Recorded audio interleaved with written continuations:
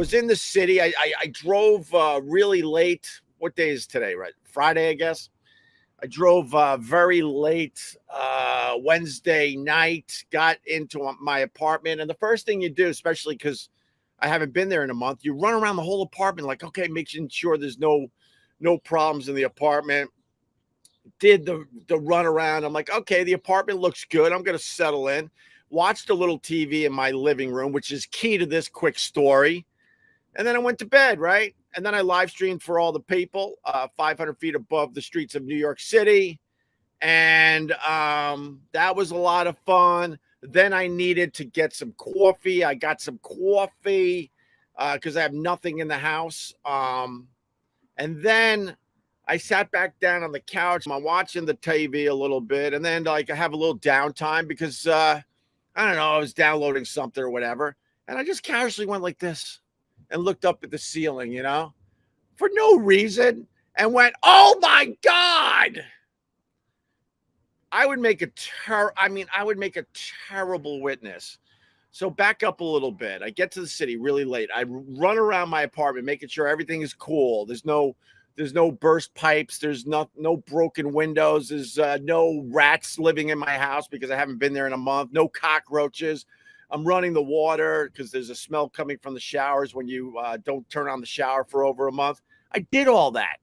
And I was in the living room watching TV, like I said, and then I went to sleep. And then the next day I'm watching TV editing, and I look up to see a giant hole in my ceiling, a giant hole. Turns out, like the apartment above me had a massive leak while we were gone. Basically, not the whole ceiling, but a giant, like 2 to 3 foot area of my ceiling has collapsed.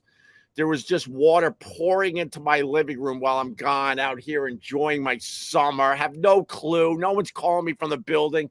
Why would they call me from the building knowing that I pay $6,000 a month in maintenance charges? So you would think for your $6,000, somebody from the building would go, "Hey, you got a massive leak in your apartment from the apartment above. It's basically a waterfall."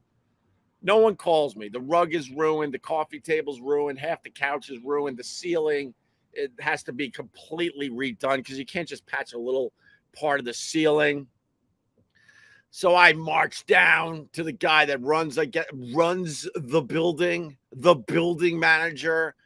I'm like, I got a massive leak. I basically had a waterfall in my apartment. He's like, "That's crazy. We haven't had any reports of any problems in the building in the last couple weeks." I'm like, "Well, you might want to come upstairs." And so I bring this guy upstairs, and he opens up, I open up the front door. We walk in, and he's like, "Oh my God."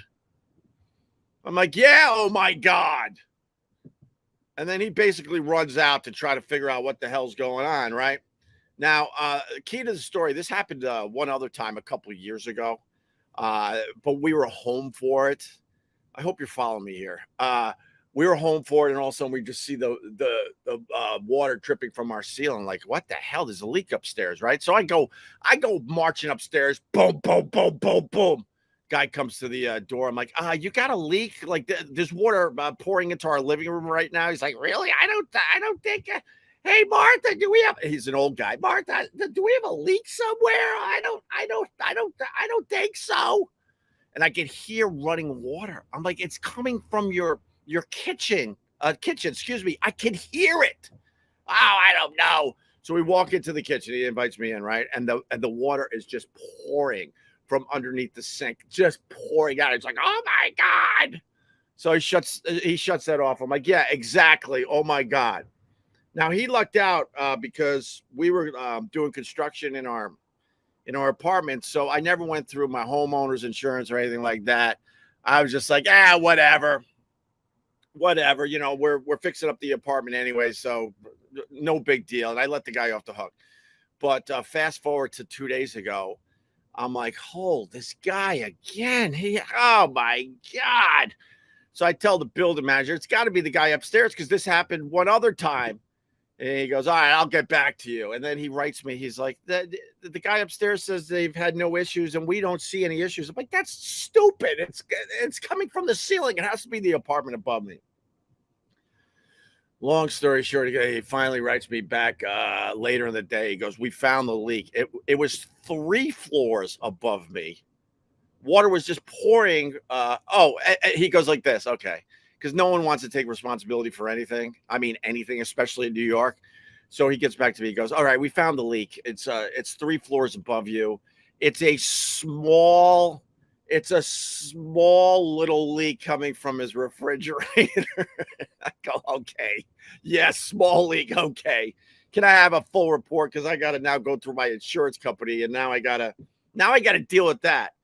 And if you've been with me a little bit, I'm dealing with insurance with my car because I had a fender bender about a month ago to the tune of $6,000. So my car's getting repaired. I had to go through my insurance for that, and now I got to call them again today and say, look, there's basically a waterfall coming through my ceiling, and I hope the guy that's 3 floors above me doesn't give me any issues because it couldn't be more obvious that we have nothing to do with this one. I mean, zilch, nothing. So that was my day in New York City yesterday.